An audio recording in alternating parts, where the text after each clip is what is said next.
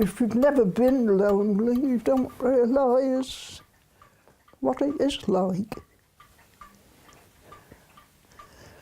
It feels as though you've been dumped in the deep end and there's nobody there to rescue you. Well, you go hours and hours, never speak to anybody. I don't think you'll ever get used to it. You know, it's always loneliness. How do you measure loneliness when even trying to talk about it takes your breath away? The room's just empty.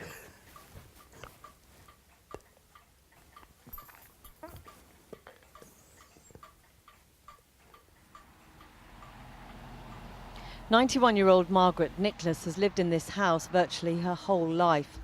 First with her parents, then her husband and family. 2 years ago her husband died. Now it's just her. We used to do the garden together, do our shopping together. Everything was done together. But you obviously miss him. I do. Margaret's granddaughter takes her shopping and neighbours pop in to check she's okay. But it's everyday company she misses.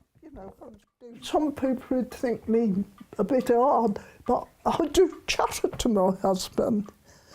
I do it so I'm sort of, speaking. That's the wife with a cousin.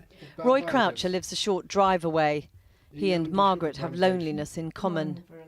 He lost his only son to cancer and then his wife for 50 years. I'm always hoping that the wife will come through the door, which she never will. If you go out, you come back, and you come back to an empty house, and it's loneliness again. And you're always waiting for somebody to call. Roy says he's lucky. A friend and her family see him most weeks. But like Margaret, some days the only voice he'll hear is a call from a phone befriending service run by volunteers. Judy rings up on a Saturday night, because last Saturday she was the first person I spoke to all day. And that's a long day. It is a long day. And how much difference has that made, that phone call that comes on Saturday night when you haven't spoken to anyone else all day? Well, I always look forward to it. I always put that phone on that seat, ready to pick it up. And that's a great help. The campaign to end loneliness says it should now be treated as a public health issue. Identifying the most vulnerable is critical, then offering support to cope with the bewildering and painful reality of ending up alone. I've never been on my own ever before. No.